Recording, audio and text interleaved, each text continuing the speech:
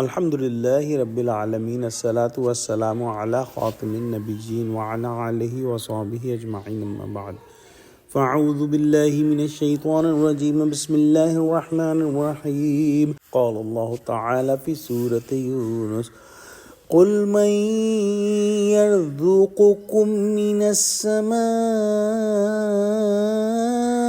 والأرض أم من يملك السمع والأبصار ومن يخرج الحي من الميت ويخرج الميت من الحي ومن يدبر الأمر فَسَيَقُولُونَ اللَّهُ فَقُلْ أَفَلَا تَتَّقُونَ۔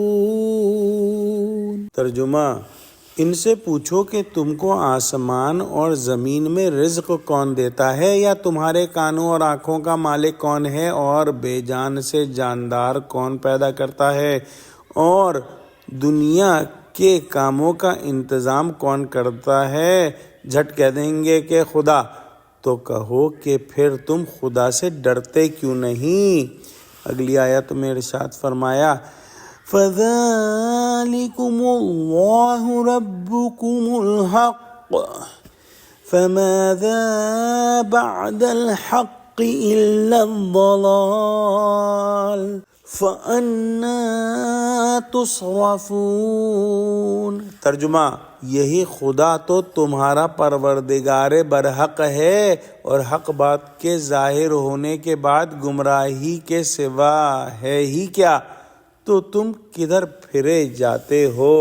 اس میں کسی کو کوئی اعتراض نہیں ہو سکتا کہ اللہ سبحانہ وتعالی ہی ہے جو آسمان اور زمین میں سب مخلوق کو رزق دیتا ہے۔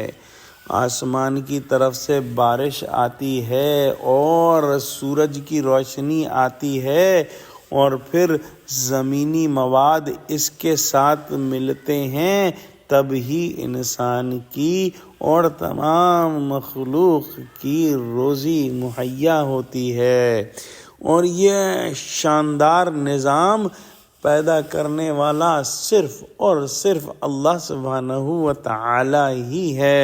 بس تدبر کرنے کی بات ہے اور سوچنے کی بات ہے۔ اسی طرح سے اگر انسان جو ہے سوچے کہ اس کے کان اور اس کی آنکھیں کیسے کام کر رہی ہیں اور کس طرح سے ان کی حفاظت کا سامان کیا گیا ہے، اور کون ہے جو اس جسم کو اس طرح اعتدال پر رکھے ہوئے ہے، جب انسان اس بات پر غور کرے تو اس کو سمجھ آ جائے گا کہ صرف اور صرف اللہ سبحانہ وتعالی ہی یہ کام کر سکتا ہے، جب چاہے عطا فرما دے اور جب چاہے وہ چھین لے۔ اسی طرح سے جاندار سے بے جان اور بے جان سے جاندار نکلنا، مثلاً انڈے سے چوزا نکلنا اور مرغی سے انڈا نکلنا، یہ کام بھی صرف اور صرف اللہ ہی کر سکتا ہے۔ کسی انسان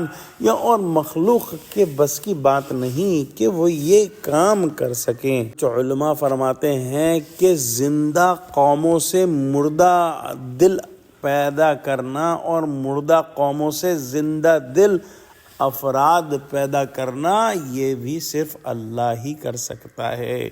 اللہ ہی تمام دنیا کے کاموں کی تدبیر اور انتظام کرتا ہے۔ مشرکین تک کو یہ اعتراف تھا کہ یہ امور کلیہ اور عظیم الشان کام اللہ کے سوا کوئی نہیں کر سکتا، اس لیے فرمایا کہ جب اصل خالق و مالک اور تمام عالم کا مدبر اسی کو مانتے ہو، پھر ڈرتے نہیں کہ اس کے سوا دوسروں کو معبود بناؤ۔ معبود تو وہی ہونا چاہیے جو خالق کلی ہو، مالک الملک، رب مطلق ہو۔ بس جب یہ مان لیا تو پھر مان کر کہاں الٹے پاؤں واپس جا رہے ہو؟ جب سچا وہی ہے تو سچ کے بعد بجز جھوٹ کے کیا رہ گیا؟ سچ کو چھوڑ کر جھوٹے اوہام میں بھٹکنا عاقل کا کام نہیں ہو سکتا۔ دعا کرتے ہیں کہ اللہ سبحانہ وتعالی ہم کو قرآن کا فہم عطا فرما۔ وآخر دعوانا الحمد للہ رب العالمین۔ السلام علیکم ورحمۃ اللہ وبرکاتہ۔